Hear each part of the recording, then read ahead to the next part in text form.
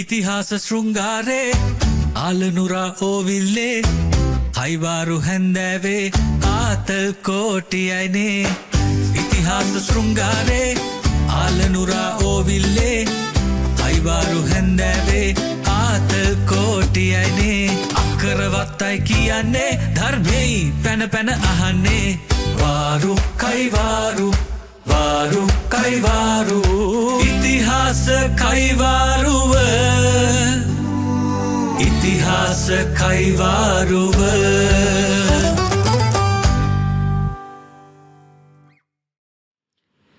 ඉතිහාස කයිවාරුවේ තවත් පරිච්ඡේදයක් පටන් ගන්නයි මේ හදන්නේ. මේ අපි නැවතිලා හිටියේ මහේල නුවර කොහොමද යටත් කරගත්තේ කියලා. ඒක මං හිතන්නේ හරිම මනරම් කතන්දරයක්.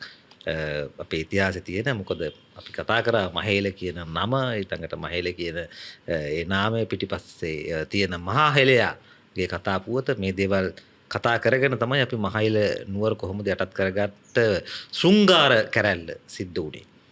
නැත්තම් රහසොත්තුකාර කැරැල්ල සිද්ධ වුණේ. දැන් මේ කාලේ හැටියට නම් බුද්ධි මෙහෙයුම කොහොමද සිද්ධ වුණේ කියන කතාව තමයි අපි කතා කරේ. අපි දැන් එතනින් එහාට අපිට තියෙන එලාරව මුණ ගැහෙන්නේ නැහැ. එලාරව තාම හම්බුන්නේ නැහැ. මේ ෆිල්ම් එකක වගේ තමයි අර අන්තිම දුෂ්ටයා හොයාගෙන යනවා තාම බුවා මූණට මුණ ෆේස් කරේ නැහැ. ඉතින් අපි එලාරව මුණ ගැහෙන්න කලින් කියන්න කැමතියි පොඩ්ඩක් ගිහිල්ලා අර අපේ පහළ තියෙන subscribe button එක ඔබලා තිබුණොත් එහෙම එලාරව මුණ ගැහිච්ච වෙලාවෙම ආට දැනුම් දීමක් කරනවා මෙන්න අලුතෙන් මේ වීඩියෝ එකක් අප්ලෝඩ් වුණා කියලා. එතකොට අපේ සංවාදයේ ඒ කාලේ තියෙන මේ මොහොතේම බෙදා හදා ගැනීමේ අවස්ථාව හම්බ වෙනවා. ඉතින් සුජිත් අපිට එලාරව මුණ ගැහෙයිද මෙහෙම යද්දි? නැත්තම් මේ සිනමාව එලාර කෙලෙකින් නැති වෙලා මෙයයිද? මුණ ගැහෙනවා. දුෂ්ටයා කොතනදී හරි මුණ ගැහෙනවා. ඉතිහාසය සිදු වෙලා අවසන්නේ. ඔව්. දැන් ගොඩක් අහන්නේ ඒකනේ. ඒ කාලේ ඉතිහාසය ගැන ඒ කාලේ තොරතුරු නැත්තම් පිළිගන්න බෑ කියනෝනේ. ඉතින් ඉතිහාසය ඒ කාලේ ලියන්න බෑ. ඉතිහාසය ගැන ඉක්ුත් වෙච්ච වත. ඉක්ුත් වත. ඔව් ඉක්ුත් වත ඒක. ඉක්ුත් වත ලියන්නේ ඉවරුනාට පස්සේනේ. අනිවාර්යයෙන්. ඒ කාලේ ලිව්වොත් ඒක ඉතිහාසෙ නෙමෙයි. වර්තමාන කතාව. මේක චිත්‍රපටියක් තමයි. ඉතින් ඔව් මානව සමාජයේ එක යුගයක වෙච්ච රංගපල්ලේ චිත්‍රපටියක්. ඒක චිත්‍රපටියක් විදිහටම ලියන්නේ ඒක. ඒ චිත්‍රපටිය එලාර එනවා. අහුව අපි දන්නවනේ මේ අපි දැන් මේ පොතේ කිව්වේ නැතත් අපි දන්නවා එලාර පොඩි කාලේ දැන් අපි දන්නවනේ. දන්නවනේ මුණ ගැහෙන්නේ. ප්‍රශ්නේ තියෙන්නේ අපිට පොඩි කාලේ හම්බෙච්ච එලාර නෙමෙයි අපිට මේ මුණ ගැහෙන්නේ. අපි හැමෝම බැලුවේ මේ රටේ හැමෝම. කොයි පිළිත් ඉඳන් මේකේ බැලුවේ දුටු ගැමුණු කුමරු කණ්ඩුල මත නැගලා හෙල්ල තියෙන දුටු ගැමුණුයි මහපබ්බතුඩ නැගලා දුටු ගැමුණට එල්ලමාන කරන එලාරයි කියන රජවරු දෙදෙනා ඉදිහා විතරයි අපි බැලුවේ. ඊට යට ගොඩක් දේවල් වුණා. ඊට පස්සෙත් ගොඩක් දේවල් වුණා. ඒ දෙකම දෙගොල්ලගේ නාමෙන් වෙන්නේ හැබැයි අතූඩු නැගපු රජවරු දෙන්න නිතරයි ඔක්කොම අධ්‍යයනය කරන්න යන්නේ. ඒ කියන්නේ අර දැන් කාලේ නම් මචං කොහමද අර YouTube වල නිකන් voice cut එකක් කපලා ගන්නේ. කතාවේ සන්දර්භය කොහෙද අදාළ නැහැ. voice cut එක කපලා ගැහුවාම වෙනම කතන්දරයක් නෑ. තමන්ට ඕන කතන්දරෙත් කියා ගන්න පුළුවන් ඒකට. ඉතින් මේ මහේල නුවරෙන් පස්සේ අපි කොහොමද මේක තව මහේල නුවරෙන් පස්සේ සම්පූර්ණ ලොකු ප්‍රශ්නයක් වුණා. ඒක එතනින් තීරණාත්මක සටනක් වුණේ මහේල නුවර කවර නුවරක්දයි කියලා උතුරු දිග ලාංකිකයත් දක්ෂිණ පබ්බත ලාංකිකයත් දන්නේ මේ මොහොතේ. ඒ කියන්නේ එලාර රජතුමා විසින් මේ මහේල නුවර වට කරගත්ත බලකොටුවක් තිබුණයි කියන එක දැනගෙන හිටියට ඒ බලකොටුව ඇතුලේ තිබුණු නගරය පිළිබඳ හා එහි හමුදාව පොලිසිය නෑ කියලා නිමිතෙක් කල් තිබුණේ. මොකද අර්ධනාරේශ්වර ඒ කියන්නේ මගේ පරිවර්තනය නම් අර්ධ පිරිමි. අර්ධ ගැහැණු. ඔව් මේ කාලේ හැටියට නෑ යම් කිසි ට්‍රාන්ස් තත්වයක් ඔය කියන්න පුළුවන් අපි. එතකොට ඒකේ පැහැදිලිව තියෙනවා අර්ධ පුරුෂයගේ සිතුවමයි අර්ධනාරේශ්වරී පිළිමස බඩ මේ ඔක්කොම ලැබිලා තියෙන්නේ අපේ රටේ. අපේ අඹපුවා. ඔව් ඒක කරුණා කළා සංසරණය කරන්න කියලා මම පුරාවිද්‍යා දෙපාර්තමේන්තුවට අදාළ ආයතනවලට යලි ඉල්ලනවා. ඔව් නැත්තම් ඒවා තිබුණේ නැහැ. මේ කොටසක් සීගිරියේ ලලිත පුරුෂ සිතුවම් එළියට ගන්න අර්ධනාශ්වරී රුවම් කෞතුකාගාරයේ තියෙද්දී රූපයක් විදියට ආකියොලොජි කියන්නේ පුරාවිද්‍යා මධ්‍යම සංස්කෘතිය ඇතුළේ නිල ලේඛනවලගෙන ලොකු යුද්ධයක් කරන්න උනා. මොකද මගේ සීගිරි පොතට මේ පින්තූරේ දානකම් ඒක එලියට දීලා තිබුණේ නැහැ ලංකාවේ.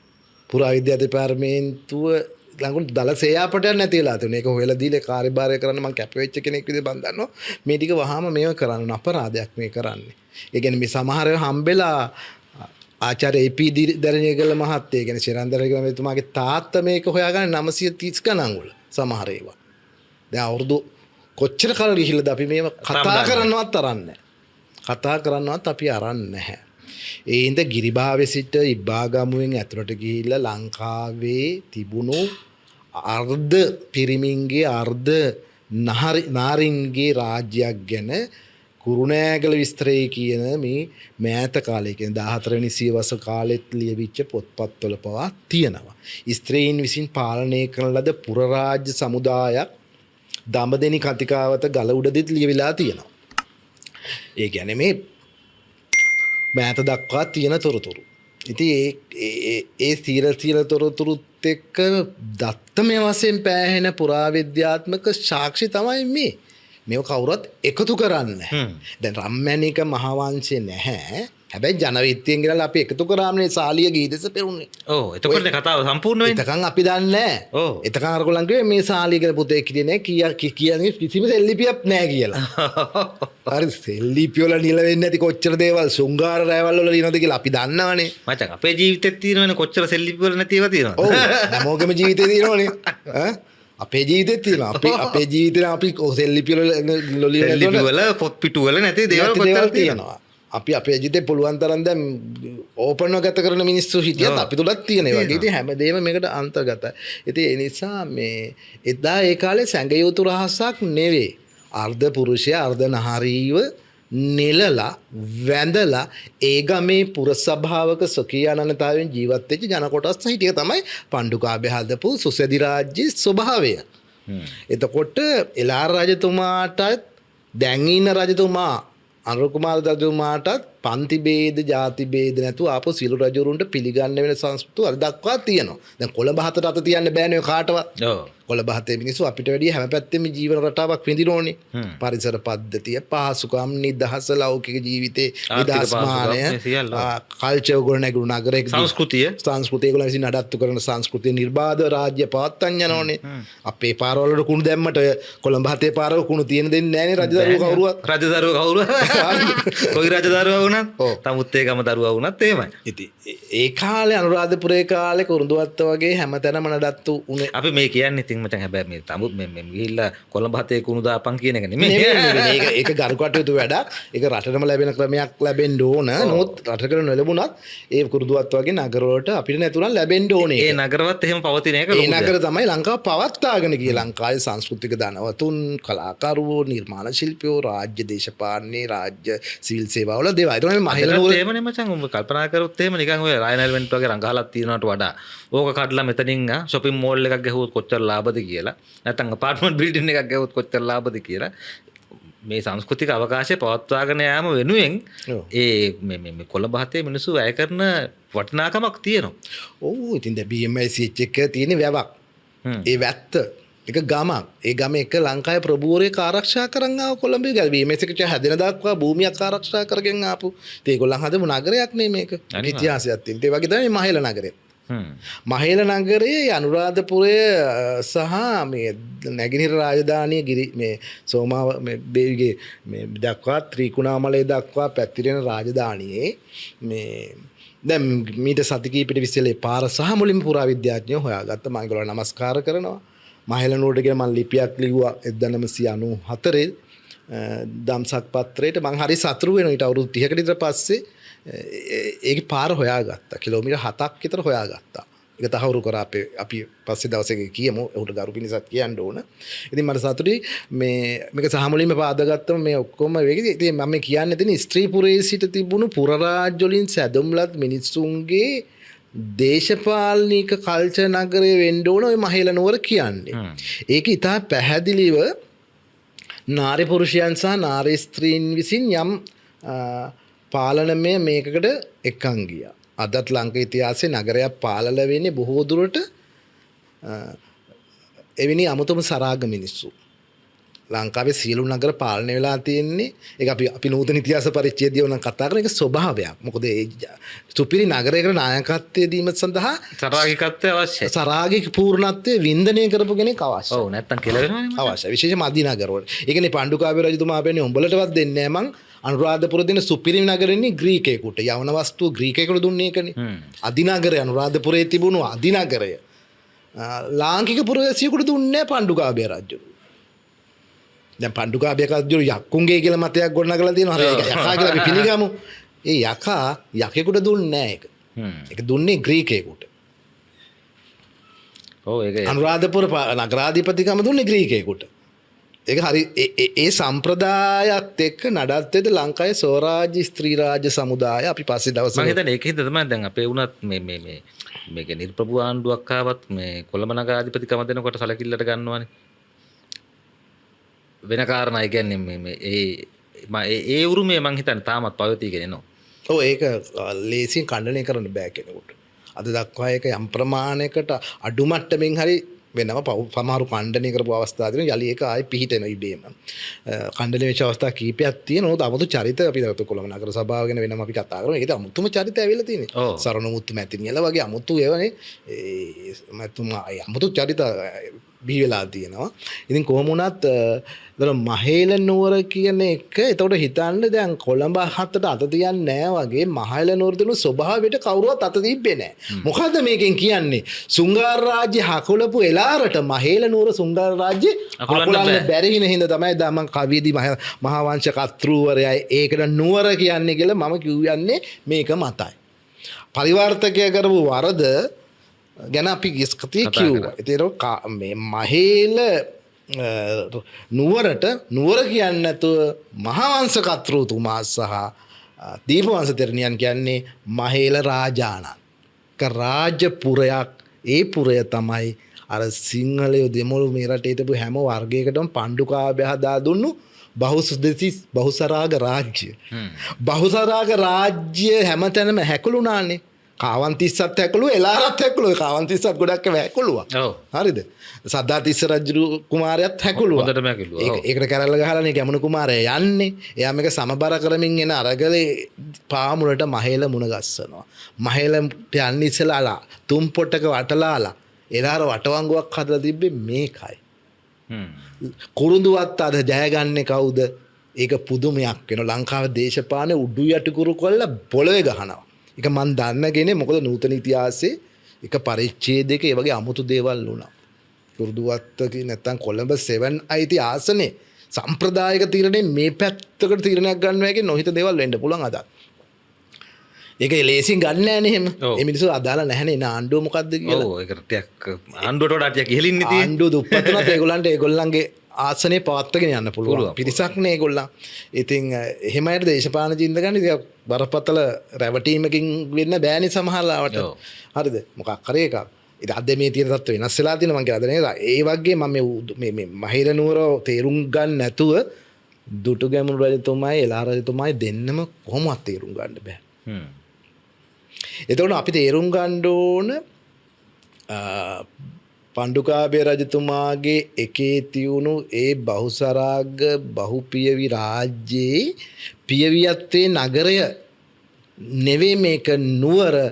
ඒක නුවරක් විදියට පරිවර්තනය යොදද්දී නුවරක් විතරක් නෙවෙයි රජෙක් සිටිද්දි තව රජෙක් හිටපු එකම නුවර විදියට සහජ සම්මත වෙලා තියෙනවා. සිදුවීමෙන් සියවස් 5කටත් පස්සේ මහානාම හාමුදුරුවෝ මහා විහාරයෙන් ඉඳගෙනත් ඒක අනුමත කරලා තියෙනවා. ඒක බරපතල ශාස්ත්‍රීය දක්ෂයා ඉඳ මහේල නුවර ගොඩ නොගෙන නම් ඉන්න බෑ. ඒක තමයි ලංකාවේ සරාග රාජ්‍ය නුවර අවසන් සරාග රාජ්‍ය. රජ්ජුරුව ඒකට විරුද්ධ වුණත් මම රාජ්‍යත්වයට ප්‍රකාශ කළා. සරාග රාජ්‍යයක් හදනවායි කියලා තිබුණු නුවර තමයි මහේල රාජ්‍ය. ඒකේ තමයි ඔය අපි කියන අර්ධනාශ්‍යයේදී අර්ධ පුරුෂයන් කියන එක තියෙන. ඒක නිලීම් සහගතව සනාත වෙලා තිනවා. මේ ටික එකට ගොඩ ගහගෙන බලන්න ඕනේ. බැලුවම තමයි පෙන්නන්නේ. ඒක තමයි අපි කිව්වේ ගිය සතියේ මේ සුරනිමලත් ටත් ඉස්සෙල්ලා කවුද නන්දමිත්‍රාත් ලබිය වසඹවත් කියන අපේ සියලු ශිල්ප දාලා කළත් මෙතන ප්‍රශ්නේ තියෙනවා. මෙතන පුරවැසි රාජ්‍ය පිනවන්න ඕන. ඒක තමයි එකම මාර්ගය. ඒක ඉතා පැහැදිලි. යෝග මචං මේ මං හිතන්නේ වර්තමානයේ වුණත් එහෙමයි. සමහර දේවල් තියෙනවා නිකන් ඡන්ද වලින් මල්ලන්න බැරි. ඒකට වෙනම විදිහක දූත මෙහෙවරක් සමහර වෙලාවට සරාග දූතයෝ වෙන්න පුළුවන් සමහර වෙලාවට නේ. වෙන වෙන දූත මෙහෙවරවල යොදවනවා. ඒකින්ද අපිට මම කැමති නෑ මේ පරිච්ඡේදයේ නූතන ඉතිහාසයේ මේ වෙන්න. මේකේ උපාදූතය වගේ තමයි වෙන්නේ. අපි සරල මෙදා කතා කරේ ලාසන්න උදාහරණේ කරුණා අම්මාන්ට සිදුුනේ. හැබැයි ඊට වැඩි අලංකාර විදිහට මේක වෙන්නේ. මේකේ ලබිය වසම්බට යම් කිසි තිබුණානේ මචං සරාග ශිල්පය. ඔව් මේ කරුණා අම්මල වගේ නෙවෙයි එහා පැත්තේ හිටියේ. මහේලනුවර හිටපු රාජ්‍යරුවෝ අර්ධනාරේශ්වරේ සහ ලොකු සංස්කෘතික උරුමයක් තියාගෙන හිටපු කෙනෙක්. ඒ කියන්නේ අර්ධනාරේශ්වරය කියන වචනේ කැඩෙන්නේ අර්ධ පුරුෂ හෝ අර්ධ ස්ත්‍රී. නූතන අර්ථය මම මේ කියන්නේ. එතකොට මහේල රාජානන් වෙන නම් ඒ පුරයේ දිත්වේම සිරුරැත්තා වෙන්න ඕන. මේක එහෙම රාජ්‍යයක්. රජපුරුෂ ලකුණු හොයනවා වගේ අර්ධනාරී අර්ධපුරුෂ රාජ්‍ය සම්ප්‍රදායේ තිබුණ රජුරුවන්ගේ මානව ලක්ෂණ ටික. අර්ධනාරීන්ගේ ඊශ්වරයා වෙන්නේ. ඊශ්වරයා වෙන්නේ. ඒක නේ අපි සම්මත රජුරුව පිළිගත්තී මේ උස තියෙනවා මේ ඇඟ තියෙන්න ඕන කියලා අපි රජුරුව අදත් ඒ ඇඟ ලක්ෂණ තියෙනවනේ බොඩි ලැන්ග්වේජ් කියලා එකක් දේශපාලනදී හදන්නේ ඒකයි නැති එක හරි පුම්බල හදන්නේ ඒකනේ. ඒතකොට ඒ වගේ නියාමයක් තදබල ක්‍රියාත්මක කාලයක් නේ ඒ කාලේ රාජසම්මත යුගයේ. එතකොට අර්ධනාශ්වරී රාජ්‍ය කියන මේ රාජ්‍ය මේ එලාරවත් දුටු ගැමුණුගෙන්වත් වරම් ගන්න එක නේ පණ්ඩුකාභයත් අඩෝ අපිට ස්වාධීනත්වය දීලා තියෙන රටක් කියලා හිතාගෙන ජීවත් වෙච්ච රාජ්‍ය නූතන හැමයටත් මම කියන මේක ආදර්ශයට ගන්න. මේක අපේ ජාතික උරුමේ තියෙන විශේෂ තැන ලෝකේ රකින්න ඕන ලෝක ඉතිහාසයේ ඇතැන්ස් අභිභවන පුරය තමයි අනුරාධපුරයටත් වඩා මහේල නුවර. ඉතින් මහේල රාජානන් කණීම තාම ඉවර නැහැ. ඉතින් අපි හින්දේ ඒක හැට කණින් හිටියොත් අපිට එලාරව හම්බෙන්නේ. අපි ඒ හින්දේ එතනට යන්. ඉතින් ඔයාට කිව්වොතින් මම මේ කියාගෙන ආවේ ඒ මහේල රාජානන් සමග රාජපුරුෂ සභාව යහනක නැලවෙද්දී රටම 4 මාසයක් ඒක ඇතුලේ නැලවෙනවා. කාටවත් යුද්ධ කරන්න බෑ. කිසි කෙනෙකුට යුද්ධ කරන්න බෑ. එලාරට යුද්ධ කරන්නත් බෑ. දුටු ගැමුණුට යුද්ධ කරන්නත් බෑ. දුටු ගැමුණු යුද්ධයක් ඇති වෙන්නේ ඉඩ දුන්නෙත් නෑ. මොකද්ද වෙන්නේ කියලා එලාර දන්නෙත් නෑ. ඇයි සුරනිමල නෙවෙයි මේ සැලසුම ගහලා නන්දමිත්‍රත් යොදවාගෙන නන්දමිත්‍රත් සිවිල් ජනතාව අතර දිය වෙමින් මොකද නන්දමිත්‍ර ඊට ඉස්සෙල්ලා මේ නුවර හරහා ගිහලා ශ්‍රී මහ බෝධියේ එලාරගේ හිටපු අර පිරිසක් එක්ක දීලා ආපු කෙනෙක්. ඔව්. වේලුසිමන එදා යන්නේ නැහැ. මහේල නුවරට ඇතුල් වෙන්නේ නන්දමිත්‍රයි ලබිය වසබයි විතරයි. ඔව්. දෙන්නෙක් ගිහිල්ලා 4 මාසයක් තුල ප්‍රශ්නයක් විසඳලා ආපු ලෝක ඉතිහාසයේ අහන්න තියෙන ලස්සනම යුද කතන්දර. ඒක හැබැයි කර්තෘවරය ලියලත් නැහැ. ජනවිත්තිකරුවෝ ලියන කිසිම තැනක තොරතුරු ලොකුවට අරන් ඇවිල්ලා නැහැ. දෙන්නෙක් කී ගමන දන්නේ දෙන්නෙක්නේ. ඔව් දන්න පිරිසත් අඩුයිනේ ඔක. ඔය දෙන්න ඔක කියන්නේ ගැමුණුටයි මෑණියන්ටයි සුරනිමලටයි අඩුම ගානේ දීගාවයටයි. ඔක සද්දාතිස්ස වල කිව්වේ නැති කතාව. මොකද සද්දාතිස්සට කිව්වනම් මොන්ඩි වෙලා අනින්නේ සද්දාතිස්සට කිව්වනම් ඔය ගොඩක් අය මනින්නේ නැහැ මහේල සටනට. මේ කිසිම සටනක සද්දාතිස්ස කුමරු නැහැ. ඔව් නෑනේ. අපි කල්පනා කරන්න ඕන මොකද ඒ නිහඬකම. අයියා යන සටනේ අම්මත් ඉන්නකොට බුත්තලෙන් සසුනේ සරණින් ඇඳ උඩින් ගිහිල්ලා බේරිල සමාදානයකට ආපු සද්දාතිස්ස මහියංගන බලකොටුවේ සිට දැන් අපි ආව මහේල නුවර ජය ගන්න. ඇයි තාම නැත්තේ? ඇයි තිස්ස තාම නැත්තේ? මම දැන් තිස්සව ආයි කැඳවන්න. ආයි තිස්ස එනවා ඉස්සරහට. නෑ මහා වංශවත් ඉතිහාස වාර්තාකරුවා ජනවිත්තිකරුවාත් ඉතිහාසයේ කිසිම කෙනෙක් තිස්ස මේ යුද්ධයට කැඳවලා නැහැ. තිස්ස යුද්ධෙ හිටියේ නැහැ. අපි ඒත් බලන්න ඕනේ අයියෝ කැඳවුවේ නැත්තේ කියලා. තිස්ස මොකද කරේ කියලාත් අපිට කියලා නැහැ. ඒක තමයි අර අපි විත්තිය කිව්වේ. දුටු ගැමුණු රජතුමා ඝාතනය කිරීමේ ඊතලය නිර්මාණය කරන්න ඔත්තු සපයමින් හිටියන කෙනෙක්. චරපුරුෂයෝ. ඔව්. චරපුරුෂයක් හිටිය අපි අය ගැන කිව්වනේ. ඉතින් ඇයගේ විත්තියේ තමයි මේ තිස්සගේ පුත්තු හැදීම ව්‍යායාමය ව්‍යායාමය එක. ඒ කියන්නේ පාණන් හත්පත්තුවේ සමංගල කියන කන්දට යාබද මේ සෙල්ලිපියෙත් මෙයාගේ නම තියෙනවා. මේක මේ සෙල්ලිපිය අනුවත් අහරු වෙච්ච ලස්සන කතාවක්. හොඳ වෙලාවට කොටලා තිබ්බේ නැත්තම් ඔය පිළිගන්න වෙන්නේ නැහැ. කතාව කොතන නෑ. එයාගේ නම තියෙනවා. කතාව තියෙන මිනිස්සුන්ගෙන් ඔව් තියෙන එක. එයා ඊළඟට එයා ගැන මහාවංශ ටීකාවේ මහාවංශේ නොලියලා සද්ධාතිස්සගේ මේ අහවල් වැඩිදියගේ බඩෙන් උපන්න පුතුන්ට මේක උනායි කියලා ඉල තියෙනවා. හැබැයි මහාවංශ ටීකාවේ ඒ බඩ බැඳගෙන ළමයි හදලත් ඉවර වෙච්ච සද්ධාතිස්සගේ වැඩි බිසව දෙමළ වැඩි බිසව ගැන අපි බලන්න ඕන මේ යුද පසුබිමේ අය මොකද්ද කළේ කියලා නේ බලන්න ඕන. අය බලගත්ු චරිතයන්නේ සද්ධාතිස්සගේ බීජේ පැල කරගෙන. මොකද වෙන පැත්තක ඉවුර කියන මහාවංශ කර්තෘවරේ උඹලා වගේ සාමාන්‍ය මිනිස්සුවත් කවුරුවත් මේක දැනගන්න ඕනේ කියලා තීරණය කරපු කතාවක් අපේ ශාස්ත්‍ර සම්ප්‍රදායේ ඒ 24ක් මේ අපේ තෙර පරම්පරාවෙන් ඇති වුණු මහාවංශයේ නිල සම්ප්‍රදාය පරම්පරාව කියන කිසි කලක මේක එළියට කියන්න එපා කියලා. කියපු කතාව මම ඉතිසෙල්ල සාමාන්‍යයේ වැඩසටහන එච්චුවත් එක්ක දැන් කියන්න ඕනේ ඒක කැඳවන්න වෙනවා. මම කැමති නෑ මට ඒ ගුරුදේවාචාර පරපර සමා වෙන්න. ඉතින් ඒක එහෙම එකක් තියෙනවා. මොකද මහාවංශ ටීකාවේ එක ලියලා තියෙනවා අවශ්‍ය කෙනෙකුට බලා ගන්න. ඒක ලියලා තියෙන්නේ අර ඔක්කොම නේ මෙන්න වැඩිවිසව මෙන්න යාගේ පුත්තු දෙන්න මෙන්න දේශපාලනය ඇතුලේ වෙච්ච තා බරපතල සිදුවීම කියලා ලියලා තියෙනවා.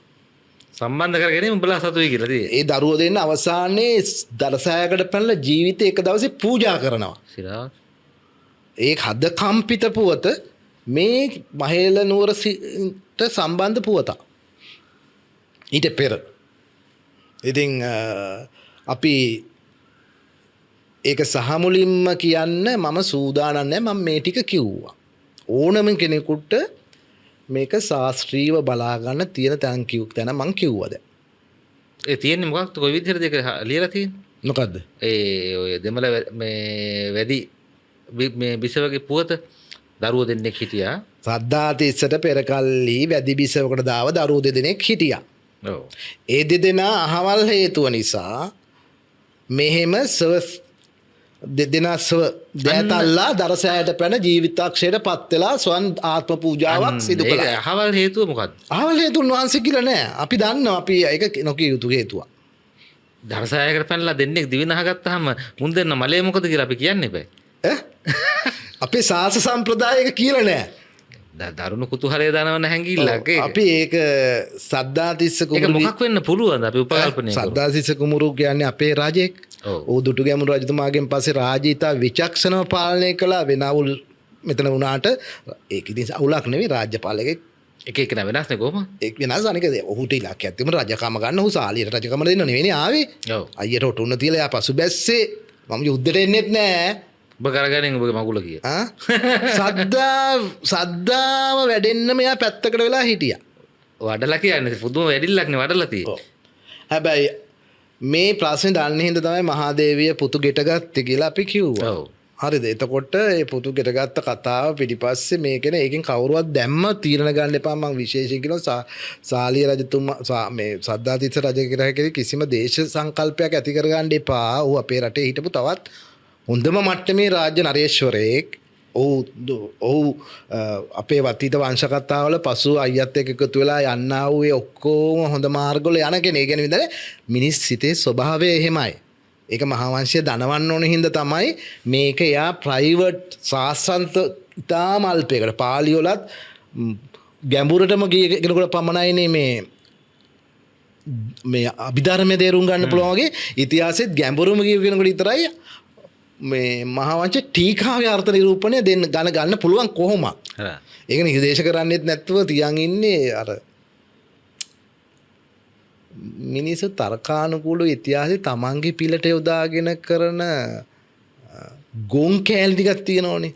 හරිම තමන්ගේ මතේ ඉතිහාසය ඇතුලෙන් ඔප්පු කරන්න යනවා. එහෙම බෑ. ඒක වැරදි එකයි. ඉතිහාසයේ සකලාංගෙන් බැලුව යුතුයි. ඊශාගේ සකලාංගේ එක කෑල්ල මගේ කෑල්ලට උලුප්පන්න ගේන්න ඕනේ නැහැ. ඒකයි මම මේ කියන්නේ. එතකොට සද්දේතිස්ස රජතුමාගෙන් පස්සේ ජාතික ඒකාග්‍රතාවය පවත්වා ගැනීම විශේෂ කතාව එළියට වීම අනුචිතයි. ඒ කියන්නේ යුද්ධේ දෙමළු මෙහෙම මැරුව බෙල්ල කැපුව බඩවල් ඇද්දයි කියලා ලියන්නේ නැහැ නේ. ඒ වගේම අරක ආචාර ධාර්මිකව නොලිය යුතු හුදී ජනයා දැන නොගත යුතු කතා. ඒක නිකන් අර කුණු අවසන්නයක් නැහැ වගේ කතාවකින් නවතිනවා. මත්තට හානි කරයි කියන එක. ඒ අර්ථයෙන් හින්දා මම ඔබට කියන හොයන්න එපා කියලා.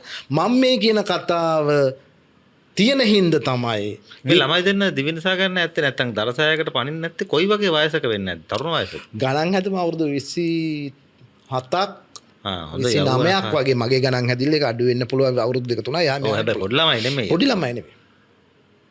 මොකද ඊට පස්සේ අනිත් දරුවෝ ඉපදෙන්නේ ඊට පස්සේ සද්ධාතිස්ස රජුගේ රජකමට එන දරුවෝ ඊට වෙන්නේ ඊට පස්සේ. ඒත් මේ වැඩි මේ බිසවට දාව ජේෂ්ඨ දරුවෝ දෙන්න. ඒ දරුවෝ දෙන්න මහතෙරවරු මට ශිල්ප දුන්නු පරම්පරා ඔක්කොම එපා කියප එක. මම මේ දෙන්න ගැන සෑහෙන්න හොයාගෙන ගිහිල්ලා ගොඩක් දේවල් මම දන්නවා. ඒ දෙන්නගේ පිළිරුදුවක් දෙකක් ලංකාවේ තියෙනවා. තව මීට වැඩි දියුණු කාලයකදී මම ඒක කියන්නේ කවුරුත් දන්න තැනක තියෙන කවුරුත් දන්නේ කවුද කියලා. හරිද? දැන් අපි සමහර පන්තපලහන් වල අමුතු කොල්ලෝ ඉන්නවා මචං නෙලලා. කවුරුත් දන්නේ කවුද කියලා. අපි උන්ට බහිරෝ කියලා කියන්නේ. බහිරෝ කියලා. උන්ගේ මාලෙක උන්ගේ නේම් එක ලියලා තියෙනවා. ලංකාවේ එහෙම මාල 7ක නේම් ලියපු බහිරූප 7ක් තියෙනවා. ඉතින් අපි වෙන දවසක ඒක කතා කරමු. අපිට මහේල නුවරින් යන්න ඕනනේ. ඉතින් ඒ නිසා මෙතන සද්ධාතිස්ස කුමරු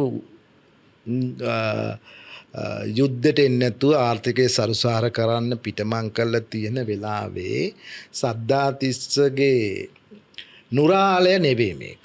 බීජ පැලකිරීමේ ආලය වගේ එකක් තමයි. යගේ සෙක්ස් එයා සුංගාරම වස්තුවක් දැකපු කෙනෙක් නෙවෙයි. ළමයි හැදීම තමයි. එයා කාමුක يعني අපි මේ ලංකාවේ සෙක්සුයි සුංගාරේ ඉරොක්ටික් එකයි වෙනස් බව දන්නේ නැහැ නේ අපේ රටේ නේ අපේ රටේ.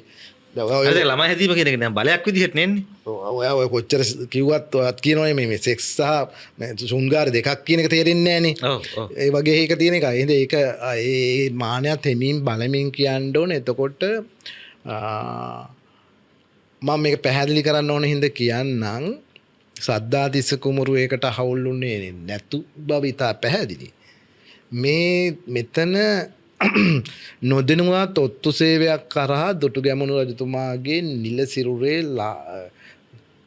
ඒ කියන්නේ රාජපුරුෂ සිරුර සහ මුලින්ම සමුද්‍රික ශාස්ත්‍රය කියන ශාස්ත්‍රය හරහා නාභි ශාස්ත්‍රය කියන හෙළයන්ගේ ශාස්ත්‍රය හරහා සිද්ධ ශාස්ත්‍රය කියන දෙමළ ශාස්ත්‍රය හරහා එළාර රජතුමා අතට ගියා කියලා ලංකාවේ තියෙන විත්තියක් තියෙනවා. ඒ නාරේශ්වරී පවුලේ අදත් ඉන්න මිනිස්සු අතර තියෙන විත්තියක් ඒක.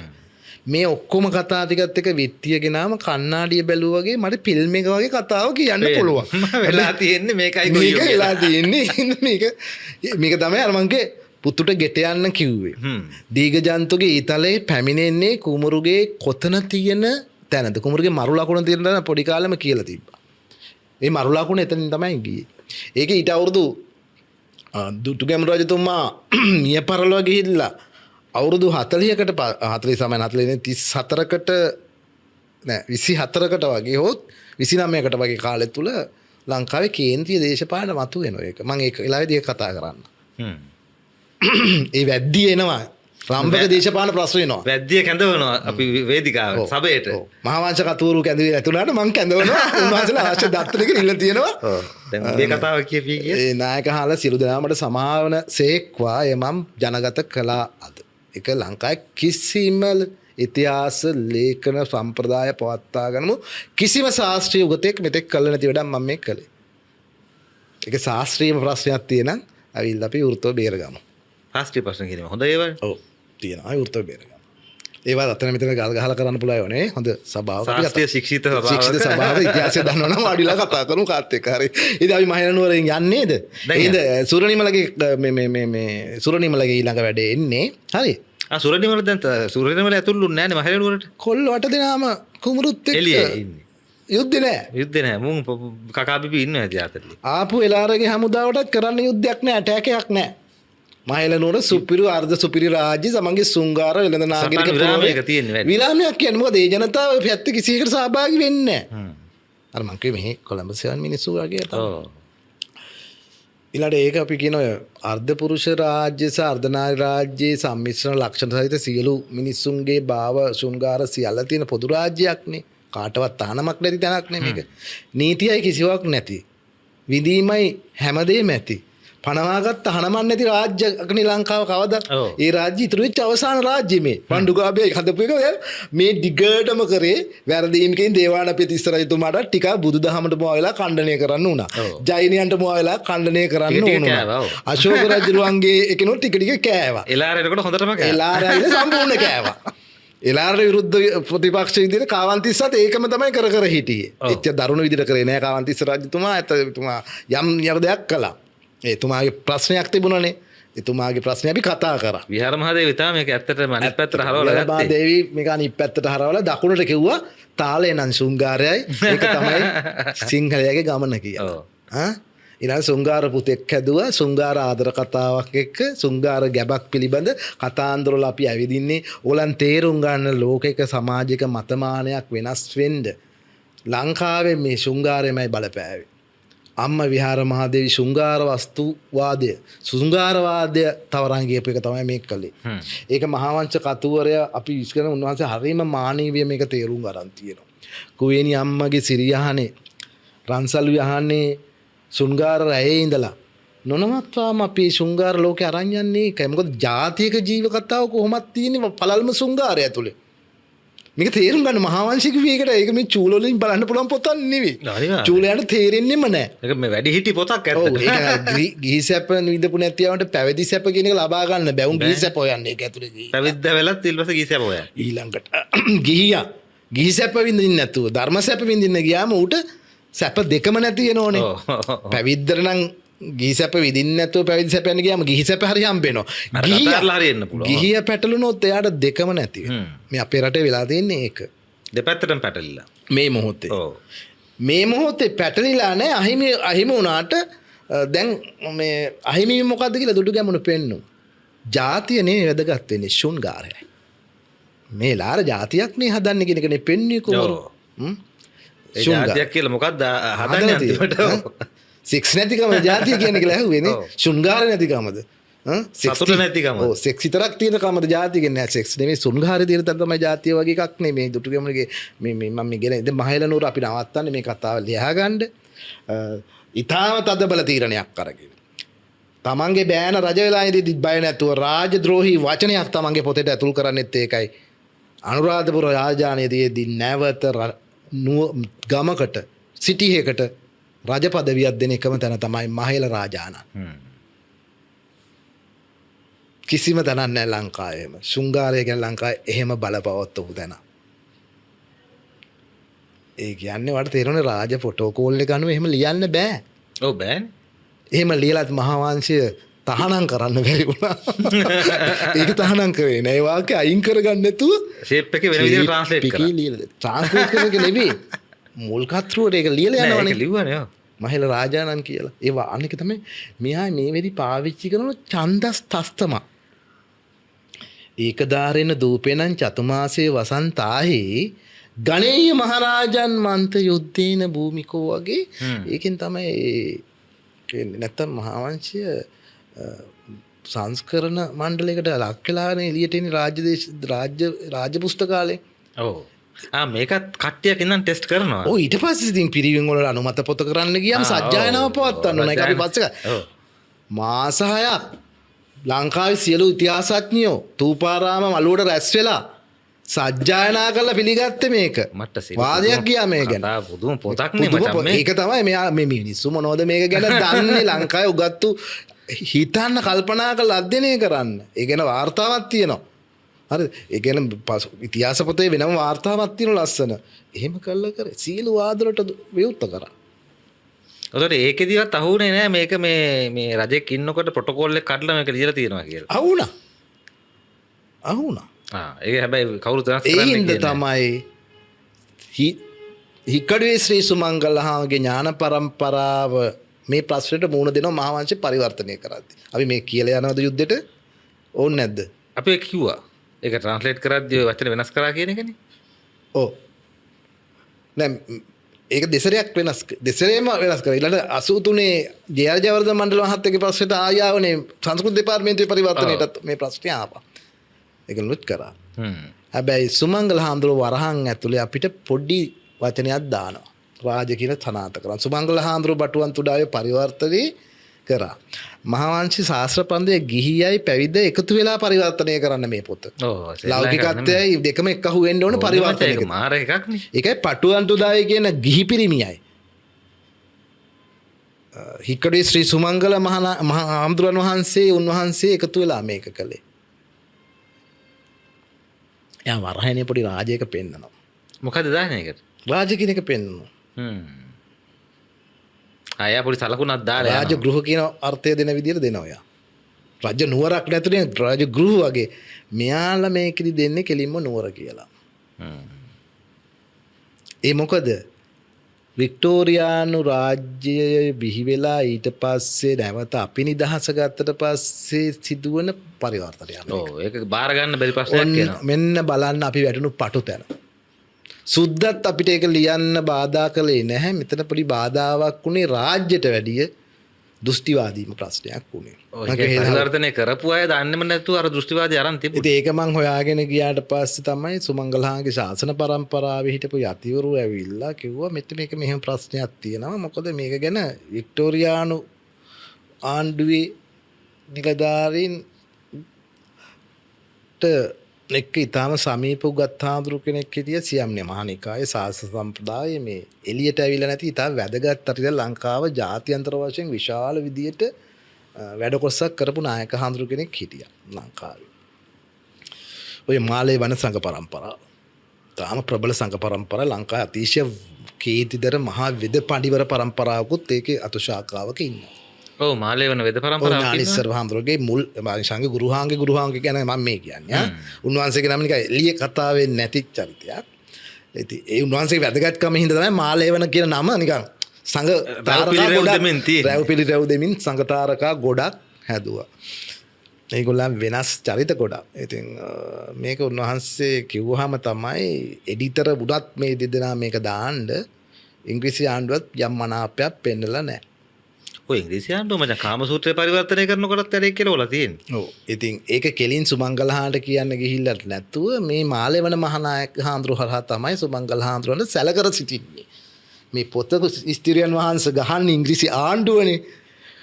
ඉතින් ආණ්ඩුකාරුන් වහන්සේගේ පොඩි හිතෙති අමනාපයක් තියෙන ඒගොල්ලන්ගේ රාජ දෘෂ්ටි අනුව මේක තියන්න බෑ කියලා. වගේ එකක් කියලා තියෙනවා. ඒක ඒ දල සටහනත් ලංකාවේ තියෙන වැදගත් මහවංශ පරිවර්තන කාලේ යට තියෙන පොඩි කතාවක් මම කිව්වේ. එදා ඉඳලා මේක තිබුණේ හින්දා අපිට මහේල නුවර අවබෝධ කරගන්න කිසිවෙකුට බැරුණා. හිටපු මේ රාජධානියක් වගේ තැන අපි එකපාරට නුවරක් බවට පරිවර්තනය කරා. මොකද ඒ වෙනකොට මහේල නුවර ආර්ධ රාජ්‍ය නාරීශ්වරීන්ගේ නගරය කියලා සුදු අය වාර්තා කරලා තිබුණා. ඒගොල්ලන්ට වාර්තා වෙලා තිබුණා ඒක. අපි ස්තුති කරන්න ඕනේ ඉංග්‍රීසි නිලධාරියටත් කියන්නේ අටම ස්ථානේ හොයාගෙන ඒක මනින්න මුලින්ම ගියේ පාකර් මහත්තයා. මේ ඇන්ටික් ශ්‍රී ලංකා කියලා තා වැදගත් පොතක් ඒ කාලේ ලියනවා. එයා මේ පුරාවිද්‍යාඥයෙක් නෙවෙයි වෙන විෂයකට ගිහිල්ලා ඉංජිනේරුවෙක් පුරා ඉතිහාස හොයාගෙන යන ගවේෂකයෙක් වුණ අවස්ථාවක පරාවර්තනීය මොහොතක්. උන්ට හද බත්ලෙම මෙව මුමි සිංහලයෝ කියන අටම ස්ථානේ දුටු ගැමුණු හිටියයි කියන. එයා හදපු චෛත්‍යයක් තියලු. මේක කොහොමද සනාථ කරන්නේ කියලා එයා හොයාගෙන යනවා. එයා තමයි මේක සනාථ කරන්නේ. ඔය අද අපේ අය hina වෙනවා හැබැයි ඔප්පු කරන්න බෑ කියලා ඒ මිනිස්සයා මේක ඉතා කලාට පස්සේ එකක් සනාථ වෙලා මහාවංශය කියන උස හරියටම හරි රුවන්වැලිසෑය යා මැන්න ගිහිල්ලා හරියටම සතලමතවල ඒ අඟල් ගානේ මිම්මක් වෙනස් නෑ මිනිහ අනිත් පැත්ත පෙල්ලුණා ඒකේ අනිවාර්යෙන් ඔව් පෙල්ලිලා මේ අටම හොයන්න ගියා මිනිහ තමයි අටම ස්ථානේ මෑත කාලේ හොයා දුන්නු එක්කෙනෙක් අටම හොයාගත්තා ඔව් අපි යාගේ නම සිහිපත් කරන්න ඕනේ ඕකේ මචං මේ අටම ස්ථානේ කියන එක හරියට 8යි කියලා නිශ්චිතයිද නැත්නම් 9ක් තිබිලා 8ක් හොයාගත්තා නෑ 8 බුදු 8 මහ උතනකටනේ බුදුහාම වැඩි කියලා තියෙන්නේ 8ම ස්ථානේනේ තියෙන්නේ 9ක් තියෙන්න බෑනේ 8 ලෝදහමනේ මේ පෙන්නුවේ බුදුන් ලාංකිකයන්ට 8 ලෝදහම සාක්ෂාත් වීම පිණිස ස්ථාන 8ක අටමස්ථානේ වැඩි. ඒක පෙරබුදුරු පව පවත්වාගෙන යන බුද්ධ චාරිත්‍රයක් කියලානේ කියන්නේ. ඔය අහපුවින් දතුරු කතාවට ගියේ. ඉතින් ඒ නිසා මහේල නුවර හොයන්න එතුමාට උවමනාවක් තිබුණා. ඒක ඉංග්‍රීසි ආණ්ඩුව ඉඩ දුන්නේ නැහැ. ඊට පස්සේ කිසිම පුරාවිද්‍යාඥයෙක් මහේල නුවරට අර්ථ කියන්න බය වුණා. මොකද ඒ කාලේ එංගලන්තෙත් සිටි ශෘංගාර විරෝධයක විශේෂයෙන්ම ජෙන්ඩර් සාංශර තිබුණු පුර නගරවලට මතුවෙන කැම්පේන් එකට ඒගොල්ලන් බයයි. සීගිරි ගල ගැන 52ත් වාර්තා කළා. 1910 පමහා වෙලා යනකම් දුන්නේ සීගිරි සිතුවමකට අත තියන්න. ඔව්. බෙල්ලට ඉඩ දුන්නේ නැහැ. බෙල්ට. ඔව්.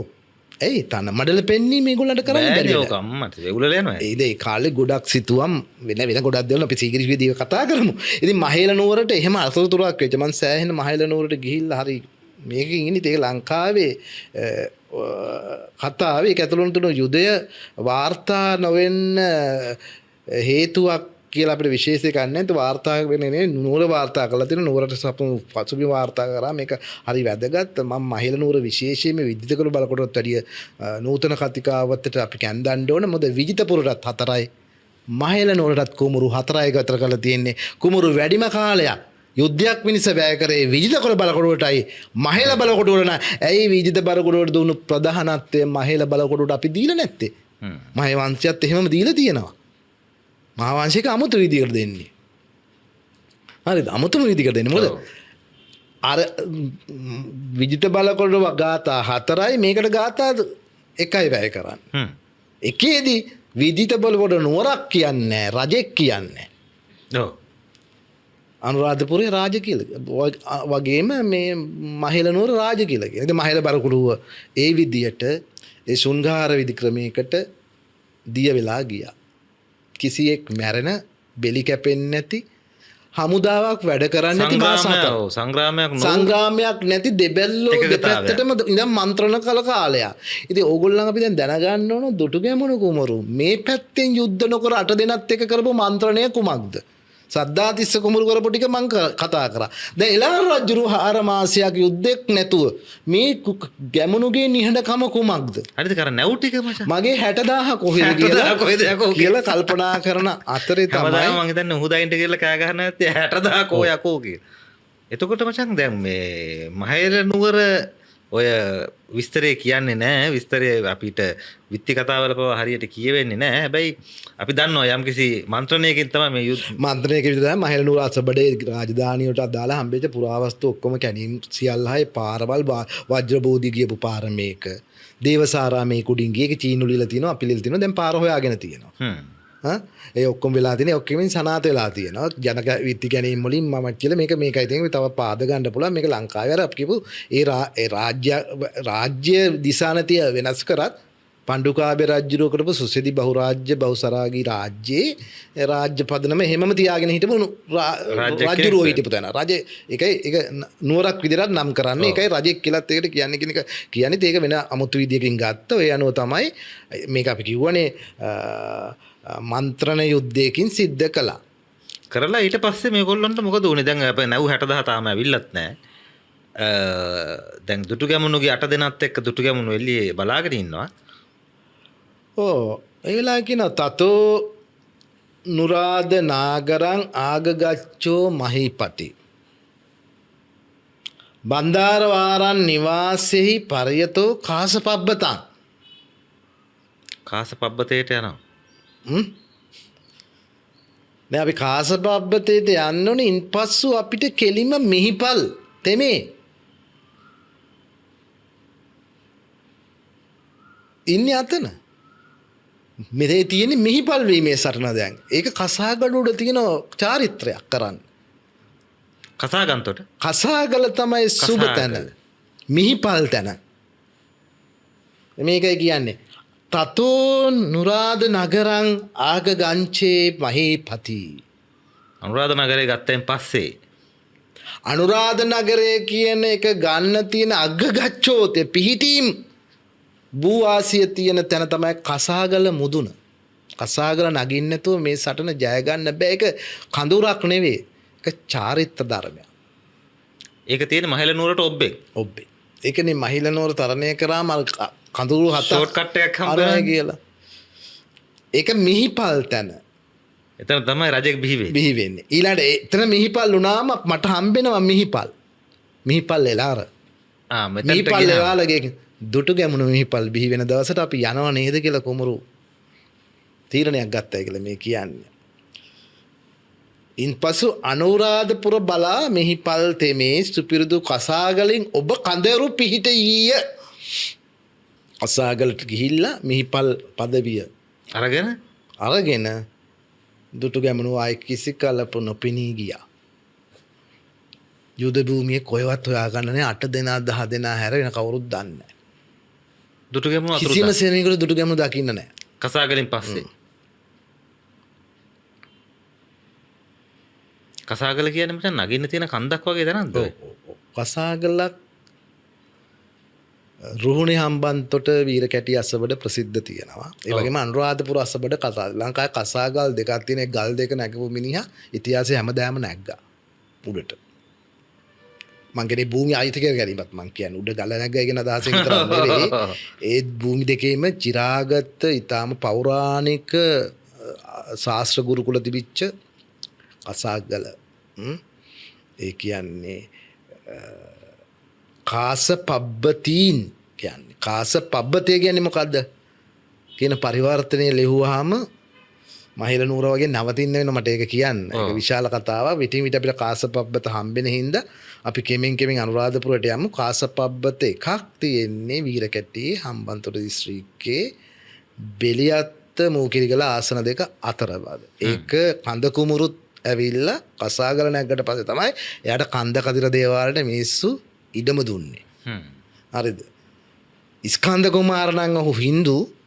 ඔහුත් එතෙන්ට ඇවිල්ලා තමයි ගත්තේ. ඒක විශාල කතාවක්. ඒක තමයි අනුරාධපුර අසබඩ දින කාසපබ්බතෙත් ඒතන. ඒ වගේ. ඒ හින්දා ඔය කාසපබ්බත දෙක අරන් තමයි පණ්ඩුකාභයත් ආවේ. ඒ කියන්නේ රුහුණේ තිබුණු කාසපබ්බතේ දික්විජය කළා. එහි උඩ නැගලා මිහිපල් චාරිත්‍ර ධර්ම ලබාගෙන එතකොට මිනිස්සු මෙයා තමයි ඊළඟ එක්කෙනා කියන එකක් එනවා. ඉතින් එතන මේ බලභූමිය ඉතිහාසයේ අපේ මනුසම්මත රජුරු මනුසම්මතත්වය ප්‍රකාශ කරන්න පළවෙනි අඩිය තියලා ප්‍රකාශ කරපු තැන් කියලා ජනවිත්ති යන් එනවා. ඉතින් හරියට කාසපබ්බතේට හරියට නැග්ග මිනිහෙකුට මම මේ කියන ගොඩක් දේවල් තේරෙයි. එහෙම හරියට නැග්ගනම් එහෙම නැගපු අය අඩුයි. කාසපබ්බතේ දැකපු අය නැගපු අය ඊට ටිකක් නැගගෙන යනවානේ. ඉතින් ඒකලා ගලක් යනවා මේ නගින්නේ විවේක බුද්ධියකින් නෙවෙයි. කාසපබ්බතේට ඔබට මාස 3ක් දෙන්න පුළුවන් නම් නැගලා බලන්න. නැත්තම් බොරුට ඒ ගැන මේ කියන එක ඒ තරම් විශාල කන්දක් නෙමෙයි අපි ඔය කියන පබ්බතේ. ලොකු කන්දක් නෙමෙයි. ඒක අහස්මාන විශේෂ තැනක්. ලංකාවේ සතර දිග්ගාව සියල්ල නිරීක්ෂණය වෙන පොදුම භූ කේන්ද්‍රීය තැනක් ඒක. මේ නගින්න මහා කාලයක් යන්නේ මේ යෝජනා කරන්නේ අපි කාලයක් අරන් නගින්නේ. කාලින වටපිටාව හා ඊට අසබඩ තියෙන ගුහා සංකීර්ණය, ගහකොළ වැලදොල, භූ සමුච්චරයක පිහිටපු හැටි. කියන මාතර නගරේ බලන්න පුළුවන් තැනක් නේ එතනින්ද. දැන් ගැමුණු කසාද කාසපබ්බත මෙහෙමයි කියලා ලියන්නේ නැත්තේ අනාගතික සංග්‍රහෝපායක දේවල්. මේ යුගයේදී මේවා හරි වැදගත්. මේ යුගයේදී වැදගත්. එතකොට එතන ඉඳන් දානිගලට අහස් රේඛාවක් තියෙනවා. අදත් අපේ තියෙනවනේ එතන විශේෂ බේලියන්ස්ලගේ වැඩ කරන ඒගොල්ලෝ කතාවක් කියන එකක් තියෙන එක. රේඛනේ ගුරුත්වාකර්ෂණ මේකක් තියෙනවනේ. දානිගල භූමණ්ඩපෙත් එකේ තියෙන තැනන්නේ මේ කාසපබ්බතේ. ඉතින් ඒක එහෙම තැන. ඒක කියන්නේ තදවන අග්ගජ්ජෝ මහීපති බන්දා නිවෙස්ති පරිභාසක අපි සුපරසිදු කසාගලින් පරිවර්තනය. ඒ කියන්නේ කා නිවේසී පරිතෝ කාසප්පති ඊටාම පිරිසුදු කාසපබ්බති. අපේ සිංහල පරිවර්තනෙ දෙන්නේ ඉන්පසු අනුරපුර බලා මිහිමල් තෙමේ පැතා. සුපිරිසුදු කසාගලින් සුපිරිසුදු කසාගල. මේ යුද්ධ භූමියේ තා පවිත්‍ර පවදේක බුදු පිළිමයකුත් නැහැ එතන. දේවාලයකුත් නැහැ. මේ කහ සිවුරත් එක්ක සම්බන්ධයක් නැහැ. සුපිරිසුදු කසාගල. ගලා එතන වැදගත්. එතන ඒ මොහොතේ පන්සල් මොකුත් නැහැ. පසු කාලිකව තමයි කසාගල් දෙකේම පන්සල් හැදෙන්නේ පසු කාලේ. දැන් තියෙනවා ඒක. ඔව්. ඒ පන්සල් හින්දා තමයි දේව රැකෙන්නේ. හැබැයි කසාගලේ රේඛනේ පන්සල හැදිලා නැහැ තාම. ඒක ඒ කාලේ රජවරු හරියට මේ රේඛනේ වහන්න නැතුව පන්සල හැදුවා. පසු ඉදිකිරීම විසින් ඒ රේඛනේ කිලුඩු කළා දැන්. ඉතින් ඒ රේඛනය එතින්දා වේග බුද්ධියෙන් අර අනවශ්‍ය ඉදිකිරීම ඇසින් ඉවත් කළා. ඔබ බැලුවොත් ඔබට ලොකු දේවල් ටික ලබා ගන්න පුළුවන්. දැන් කසාගලෙන් පස්සේ ගැමුණු කුමරු අතුරුදන් වෙනවා. කඳවුරු පිහිටවිය. යලි මාසම්පු ජෙට්ටමූලොන් තාලකන් තත්තකාරයා ජලංකිලි තාහියු ගාමෝ පෝසනෝ නගරවාහකෝ කෙලිය. ජෙට්ටමූල නැකත වෙන ඊළඟ අලුත් අවුරුද්දට දැන දැකද්දිනේ ආවා. ඔව්. ජෙට්ටමූල නැකතුව පිස්සු ගල පහල. කඳවුරු පිහිටෙව්වා දැන් ආයෙ ජල කෙලි දිය කෙලි. දැන් පාටිය දාපන් කියලා. එයා කසාගල මොකද්ද කළේ? පිරිසිදු කසාගල කොමක්ද? ඒ කියන්නේ පරියෝතෝ කාසපබ්බතා. ඇයි එහෙම කියන්නේ? ඇයි එහෙම කියන්නේ? ඒක කනන්නේ කනෙන් නැතුව මෙතනින් එහා කොට්ටුව කැඩුවත් වැඩක් නැහැ. මේක මගහැරලා යන්න එපා. මොකද තේරුමක් නැහැ. තේරුමක් නැහැ. ඒ හින්දා දැන් ඕගොල්ලන් කියනෝනේ මේ අපේ ਵਿਚාරකයෝ මේක යුදුන්මාදි කරපු ජාතිවාදී පොතක් කියලා. මේ ලේ නෑ මේ යුද්ධේ. කෝ ඕගොල්ලන් හිටපු සාසජනක ජනක පපුවි පුරි කරන ඉවන්නේ. ඈ? ඔව් බෙලි කපාගෙන යන බඩවැල් බෙලි ගන්න ඒව නැහැ. එහෙම නෑ. ඔය ඇමරිකානු යුද්ධ සටන් කලාව නෙමෙයි. ඒකයි අපේ පසු ජාතිකවාදී ඉතිහාසකාරයෝ මවපු දුටු ගැමුණු යුද්ධේ නැහැ. ඔයාලා මම මොකක්වත් නැහැ මේ ඉතිහාස පොතේ වාර්තා කළා. ඕගොල්ලන් තමයි පසු රචනා ලියලා බොරුවට මේ බොරු ලියලා තියෙන්නේ. එහෙම ගන්නෑ. මහේල නුවර ගන්න හලපුලේ බිඳක් නැහැ. කරපු යුද්ධයක් නැහැ. ආවෙත් ඒ වගේ තමයි. ඔව්. විජිත බොරුකඩෙන් පස්සේ යුද්ධය කියන්නේ පුළුවන් තරම් ජනඝාතන අවම කරමින් ආපු ගමන. ඉතින් අපි අතින් ලබාගත වූ භූවාසිය යට ඉංගුරුවැල් වනයේ තිබුණු රහස් උමම් කඳුර අතෑරලා 12 අවුරුද්දක් නෙවෙයි අවුරුදු 44ක් නෙවෙයි සියවසක් ගිහිල්ලා අල්ලන්න බැරි තාලේ වටවංගු තුම් පොට්ටක හිර කරපු මහේල නුවරත් ජයගත්තා මෙයා. ජය අරගෙන මට කාලෙත් ඉතුරු වුණා. කොල්ලෝ කෙල්ලන්ට ආපු ඇවුන්ට ජෙට්ටමූල මාසම්හි ජෙට්ටමූලී තාලකං මෙතෙක් කවුරුත් දන්නේ මේ සිංහල බක් මාසේ 3 මාසේ කොහොමද මහවංශය හංකලා තියෙන්නේ. හැම එකකෙනා මේ රටේ කියන්නේ සිංහල අවුරුදු ඒ චකච්චාරිත්‍ර ගැන අපේ ඉතිහාසයේ කෝට්ටේ යුණ කියනකම් තිබ්බේ නැහැ කියලා. කෝට්ටේයුගේ තමයි පළවෙනි රාජ්‍යරුව මේක ඇවිල්ලා මේ පිස්සු කෙරලා කිරිබත් කාලා අපිට පෙන්වන්න පටන් ගත්ත අර පහුක වැඩ පටන් ගත්ත කාලේ මේක වෙන මේක තිබුණේ රාගසන කෙලියක් විදියට. ඔය කැත දැනට ගත්තේ කෝට්ටේයුගේදී රාජ්‍යරුව මේකට මැදිහත් වෙලා වෙන චාරිත්‍ර ටිකක් ගෙනල්ලා වල් කරන පටන් ගත්ත එක වෙලා ඊට පස්සේ ඒක ෆැෂන් එකක් වුණා. මේක මිනිස්සු පාදාගත්ත තමගේ ස්වභාව සුන්ගාර මනුෂ්‍ය ජීවිත රසභාව මාස 3. ඉතින් කොහොමත් ඒ කාලේ යුද්ධ කරන්නේ නැහැ නේ දෙගොල්ලම. හරිද? එලාරත් තේරුම් ගත්ත නේ ඌ ජෙට්ටමූල නැවත. වැඩක් නැහැ නේ මුංග ගහගෙන මුංග ජෙට්ටමූල. නේද? එයාත් දන්නුනේ ජෙට්ටමූල නැගත්තේ මටත් මොකුත් කරන්න බෑ. එයා සමරන්නේ ඇයි? අරුන් පමා වෙන්නේ ඒකයි. නැව් හැට. ජෙට්ටමූල නැකත දණ්ඩක වනවාසී දමිලියෝ සූර්ය මංගල්ලේ තමන්ගේ මංගල්‍යයක් කොට හිතන කාලෙක නැව් ගමනාගමනය ප්‍රමාද වුණා. තුට්ටු ගැමුණු හෙමින් කල් ගත්තේ ඒක තමයි 60000 බ්ලොක් කරපු හැටි එක. නැකතට අනුව. උතර අපි අර පාරිශුද්ධ කාසගල ගැන කතාව කිව්වේ නෑනේ. ඇයි ඒකට පාරිශුද්ධයි කියලා කියන්නේ? ඒක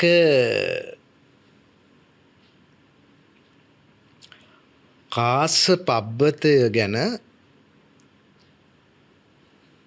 තියෙන විත්තිය තමයි මම කිව්වේ මනුසම්මත රජතුමා මනුසම්මතයයි පිළිගන්න අවශ්‍ය ඍෂි ඥානේ ශක්ති ඥානය කියලා එකක් අපේ ඉතිහාසයේ තියෙනවා. ඔය රාවණාගේ යුගයේ වරෝචන සිරින්නේ කසු අපි කියන්නේ අපේ විස්කම් දෙවියෝ ඒගොල්ලන්ගෙන් ආවයි කියලා අපිට තියෙන ඥාන ධාරාවක් තමයි තියෙන. අපි ඒකට කියන්නේ ද්‍රව්‍ය ඥානය නෙවෙයිනේ ශක්ති ඥානය කියලා එකක්. කට්ටියට විහිළු හැබැයි ලෝකේ හැම යුගයක් තිබුණා. හරි.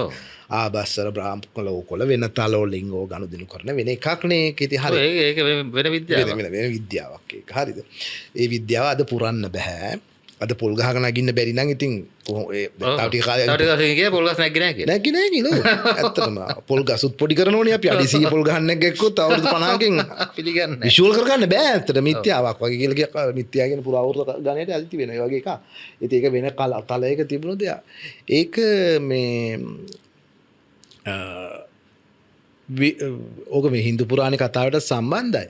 විෂ්ණු දැන් මේකට කැමතිත් නෑනේ. මනුවරුන්ට එක රජෙක් හැදුනහම කොහොමද මං විෂ්ණු ලෝකෙ පාලනය කරන්නේ? නවග්‍රහයන්ට බලය නැති වෙනවා. එයා කැමති නැහැ එක්සේසත් කරනවා. අටලෝ දහමට දැනෙනවට කැමති නෑ මේ විෂ්ණු. අටලෝ දහමක නැවැත්ම පටන් ගන්නවා. පැවැත්මයි මට ඕන. විෂ්ණු ඒකනේ විශ්ව ශර්මන් වර්මන් විදිර වෙස්වලාගෙන එල හිරංග කසුප ඝාතනය කරන්නේ ලංකාවේ. ඔය අපේ පටන් ගන්න හෙළ ඉතිහාසයක මූල කතාවක්නේ. ඒව ටික දැන් කතා දික් වෙනවා. මේ කසාගලේ කේන්ද්‍රීය භූමියේ එකේ විෂ්ණුත් තිදෙසින් විසපවලා මනුසම්මත පිච්චුන් නැති තැන කියලා තමයි කියන්නේ. මේ හීන කතාහනේ මොකක් හරි ඒ කියන්නේ මේ බුදුදහම ආරක්ෂා කරන්නයි විෂ්ණු ඉන්නේ කියන කතාව නෙමෙයි ඒ පස්සේනේ ඒක වෙන්නේ බුදුදහමේ අභියෝගය නිසා අපි පුරාණ විෂ්ණු පුරාණනේ විෂ්ණුට ගෙතීමක් කරනවා පස්සේ කාලේ ඇවිල්ලා මේ යටත් වුණා මේ මෙයා මේක බාරකාරය වුණා කියලා. ඒ කියන්නේ හින්දු ආගම බුද්ධ ආගම ඉදිරියේ ඉවරයක් වුණා. බුද්ධාගම කියන්නේ ශෘංගාරය ගන්නත් පුළුවන් නිවීම ගන්නත් පුළුවන් එකන්නේ. ශෘංගාරේ ගිහිල්ලානේ නිවීම බුද්ධ ආගම කියන්නේ මොක්ෂය කියන්නේ එකක් ඇතරල එකක් ගන්න එක. මොක්ෂයට යන්න බෑනේ රාගෙ තියාගෙන නිවනට යන්න පුළුවන් රාගෙ තියාගෙන. මේක තමයි කතා ගැටුම. විෂ්ණු ශර්මන් ඇවිල්ලා මේ වැටුණු හින්දු දහම නැවට ප්‍රෙස් කල්ල ගන්න තරකයක විශ්ණු දස අවසාරයක් කිය 10 එකක් බුද්ධ විශ්ණුගේ අවතාර 10 එකක් ඉතින් අපේ හාමුදුරුවෝ අනිත් පැත්තට ඒ හරි 10 එකක් බුද්ධ නම් බුද්ධ රකින්න තමයි වායින්නේ කියලා කවුරු එයා ගත්ත ගාඩ් කමට. ඊ අපේ හාමුදුරුවෝ මාර ෂූර වැඩක් කළා. ඔතකොට තමයි විශ්ණු මේක ඇතුළට ආවේ. ඒක තේරවාදී කරපු හොඳ දිනපු තේරවාදී දර්ශන පොත්වල ලිව්වේ නෑ මහායානිකයෝ වගේ. කෙලින්ම විෂ්ණු ගාඩ් විදිහට ගත්තා. බුද්ධාගම ආරක්ෂා කරන කෙනා බුදුමෙන්දර එහා පැත්තෙන් දේවාලයකුත් හදලා ගාඩ් රූම් එකකුත් දුන්නා. අපි වුණේ අරක. ඇත්තට තේරවාදීෝ කණේ පාරක් ගැහුවා මේ හින්දු දාර්ශනිකයට.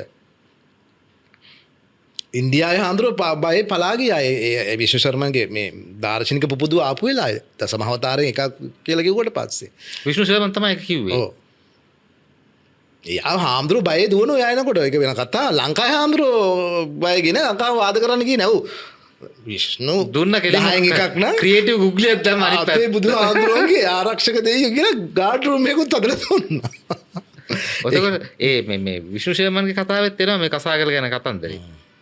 කසාගල කතන්දරේ විශ්ව ශර්මන්ගේ කතාවේ නෙමෙයි විෂ්ණුගේ කතාවේ. විෂ්ණුගේ කතාවේ තියෙන්නේ විෂ්ණුගේ නිලපොතේ අපේ version එකේ තමයි තියෙනවා අපේ විත්ති කතාවේ තියෙන්නේ ඒක කසාගල මෙහෙමයි කියලා. ඒක තන්ත්‍රමය වලිනුත් පැහැදිලි වෙනවා. ඔය මේ පිළිබඳ ඉතාම ජයමහ වෙල්ලාල පඬිවරයා ඉතාම වැදගත් එකක් ඉදිරිපත් කරලා තියෙන එක සැලකිය යුතු දෙයක්. කොග්ගල මේ සැරය තියේ කියන්නේ කොග්ගල අර මේකේ කොටලා ඒක මුහුදු ජලයේ යට වෙන්න ඉස්සෙල්ලා ලිපිය පිටපත් කරලා ලංකාවේ ලියලා තියෙනවා. ඒ කියන්නේ අපි ලේඛනයක් තියෙනවා. මොකද්ද පිටපත් කරලා තියෙන්නේ? සැරය කියන්නේ ඒ කියන්නේ දැන් අර විද්දයි කියන සැරය. ඔව් සැරය. ඊතලයේ කියන එක.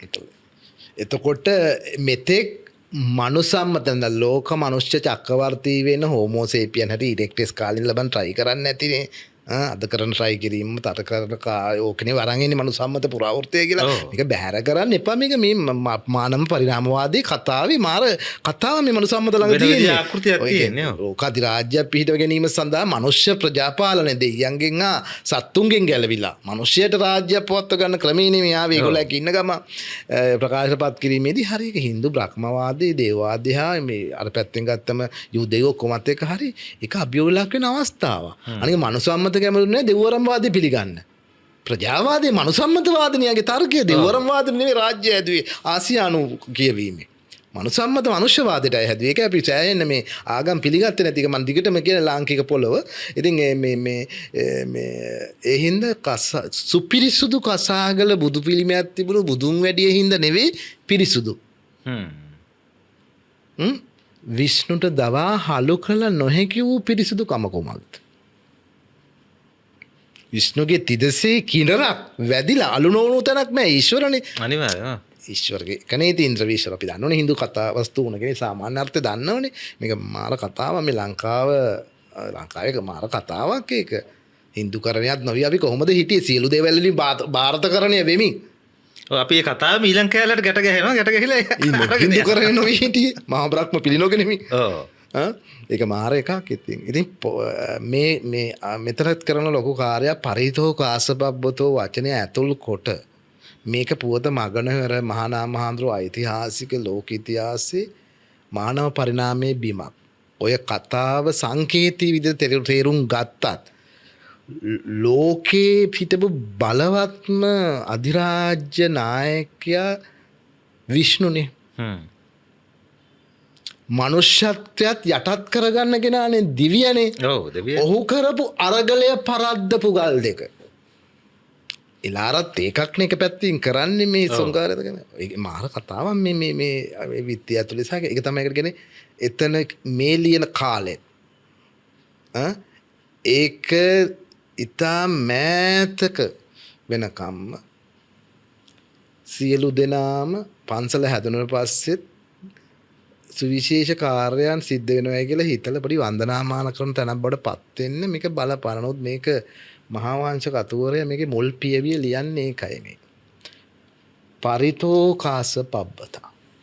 සුපිරිසුදු කසාගල කියන්නේ ඒකයි කියලා තමයි තියෙන්නේ. ඒක මහා වංශේ නෑ මේ විෂ්ණුගේ මේක කියලා. නෑ නෑ ඒක ඒ කාලේ දන්නවා ඒ මිනිස්සු. කතා. හැබැයි විත්ති කතාවේ ඒ සැරය ආපු වෙලාවේ සැරයට මහේලයා කියපු ස්වරය තමයි ස්වරේ තියෙන්නේ.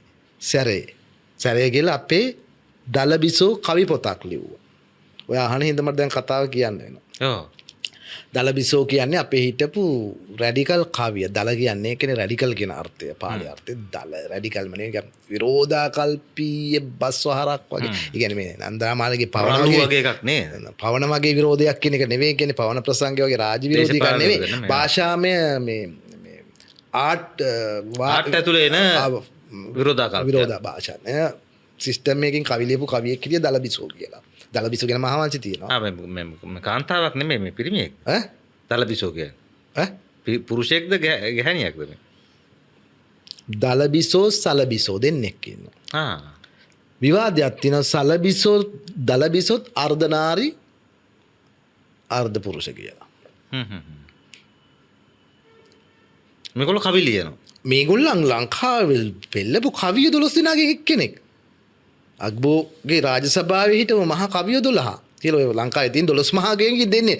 දලබිසෝ රලබිසෝ ගැන අපි කතා කරන්නේ කවුරුවත්. මේ ගැන වටිනා මේකක් කළා මේ වෙල්ලාල ජයමහා මහා කිවිදුන්ට අපි ගෞරව කරන්න ඕනේ පරිච්ඡේදයේ එළියට ගෙනාම අරිසෙන් අහබුදු පඬිවරයාත් රැෆියල් තෙන්නකෝන් පඬිවරයා අලවිසි සැබිසලත් ඒක වර්ධනය කළා.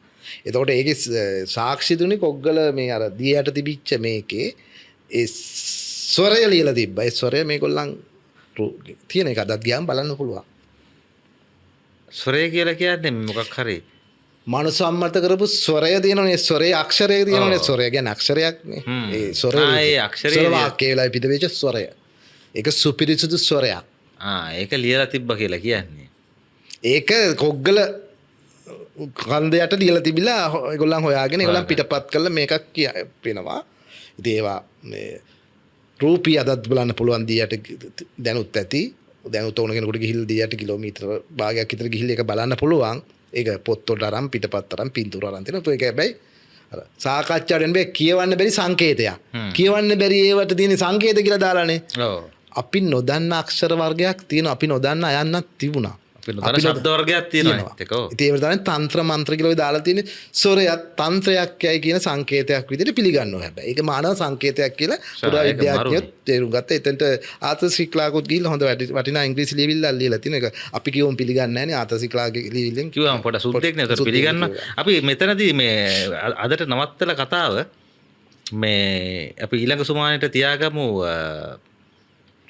කොහොමද මේ අවුරුද්දෙන් පස්සේ ඔයද අපි පොසොන් කරලා අනුරාධපුරයට යන්න තියෙන එලාර එනවා අනුරාධපුරයට. අන්න ඒකනේ. එතකොට මේ එලාර අපි පොඩි බ්‍රේක් එකක් ගමු. ඊළඟ පරිච්ඡේදය වෙනකන් අපි දිය කෙල්ලා පොඩ්ඩක් මදුපානය කරලා ඊළඟ ජෙට්ට මූල නැකතේ ගන්න තියෙන සැනකෙලි ටික කරලා අපි ඊළඟ පරිච්ඡේදය මේ යන්නේ ජෙට්ට මූල නැවත අවසන් මාසේ අපි මේ වැඩසටහන ක්‍රියාත්මක වෙන්නේ පොසොන් මාසෙන් ජෙට්ට මූල ඉවර වෙනවා. ජෙට්ට මූල ඉවර වෙනවා. කරන්න වෙනවා. අපි එතකොට ඒ පොසොන් මාසේ ජෙට්ට මූල ඉවර වෙන්න කලින් අපි එලාර මුණ ගැහෙනවා. ඉතින් ඊළඟ පරිච්ඡේදයෙන් අපි මේ අවුරුදු සැනකෙළියේ ඉවර කරමින් එලාර සමග සම්මුඛ වීමේ පරිච්ඡේද මේ කොටස එළඹෙන්න පටන් ගන්නවා.